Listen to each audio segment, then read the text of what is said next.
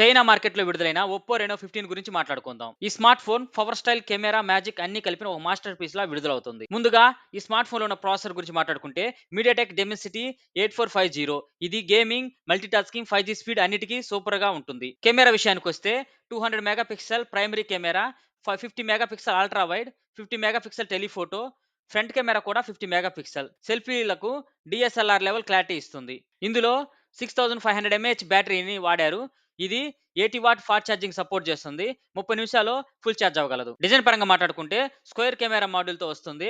IP68, IP69 rating సపోర్ట్‌తో వస్తుంది.